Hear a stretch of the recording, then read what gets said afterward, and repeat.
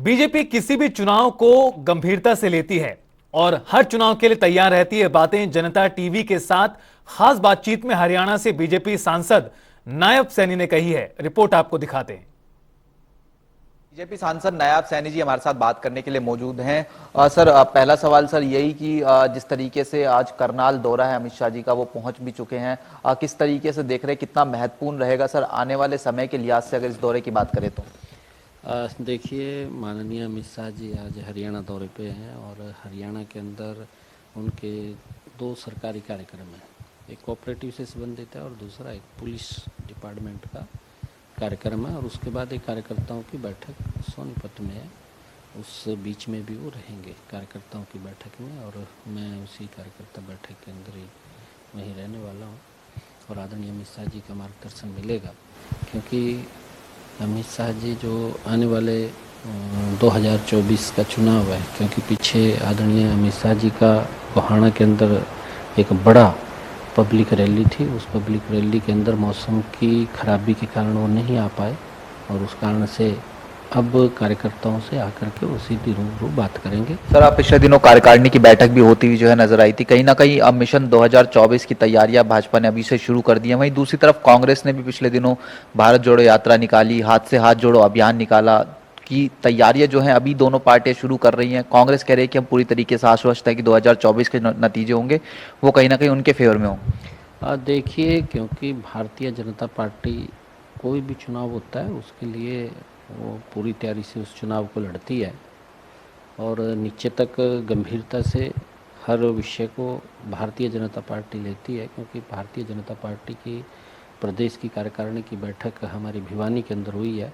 क्योंकि राष्ट्रीय कार्यकारिणी की बैठक हुई, उसके अंदर जो एजेंडा आता है वो प्रदेश कार्यकारिणी के अंदर, फिर जिला कार्यकारिणी, मंडल कार्यकारिणी तक हमारा वो सारा का सारा ढांचा चलता है और उसके अंदर जो भी दिशा निर्देश होते हैं उन दिशा निर्देश को नीचे तक पहुंचाने का काम बैठकों के अंदर इसमें किया जाता है।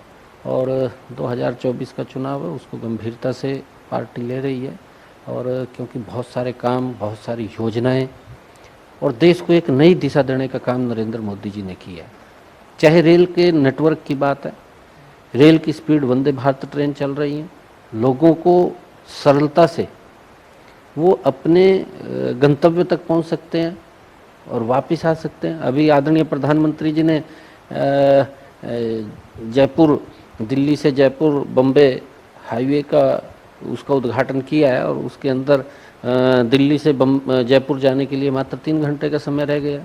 तो लोगों को कहीं ना कहीं इस प्रकार की सुविधाएं मिल रही हैं। भारत को जोड़ने का काम किया जा रहा है। चाहे एयर कनेक्टिविटी की बात है, 70 सालों के अंदर 70 एयरपोर्ट, मात्र 9 वर्ष के अंदर 150 एयरपोर्ट बन करके तैयार हो गए। ये कहीं ना कहीं देश को मजबूत करने का काम, देश का इंफ्रास्ट्रक्चर बढ़ाने का काम, देश को लोगों तक वो सुविधाएं पहुंचाने का काम नरेंद्र मोदी की सरकार कर रही है। सर, आज पुलवामा हमले की बरसी है, देश जो है शहीदों को याद कर रहा है, लेकिन कांग्रेस की तरफ से अगर बात करें, दिग्विजय सिंह का एक ट्वीट आया, उन्होंने तंज कहीं ना कहीं कसा कि इंटेलिजेंट फेलियर था, इसलिए जो है इस तरीके का जो हादसा है वो देखने को मिलता हुआ नजर आया। किस तरीके से देख रहे हैं? नहीं, देखिए, इसके अंदर इस विषय के ऊपर मैं कुछ नहीं कहना चाहूँगा, क्योंकि जिस प्रकार की घटनाक्रम आतंकवादियों ने दिया और जो मैंने आपको एक बात अभी कही है कि सुरक्षित भारत, मैंने कहा है इसके अंदर कांग्रेस के समय के अंदर आतंकवादी एलओसी पार करते थे, आकर के किसी भी व्यक्ति को, जवान को मार करके चले जाते थे, सरकार मूक दर्शक बन करके देखती रहती थी। पुलवामा की बरसी है, आतंकवादियों ने वही भारत सोचा था, परंतु वो नरेंद्र मोदी का भारत था। और जब आतंकवादियों ने एलओसी क्रॉस करके इस प्रकार की घटना को अंजाम दिया तो हमारे जाबाज सैनिकों ने एलओसी को क्रॉस करके उनके बीच में जाकर के मुंह तोड़ जवाब देने का काम हमारे नौजवान साथियों ने किया। ये नरेंद्र मोदी जी का भारत है और उसका परिणाम है कि आज लोगों के मन से, देश के मन से वो भय निकला है। अगर कोई आतंकवादी कोई घटना को अंजाम देता है तो उसको सबक सिखाने का काम भी हमारी आर्मी करती है, हमारे जवान करते हैं।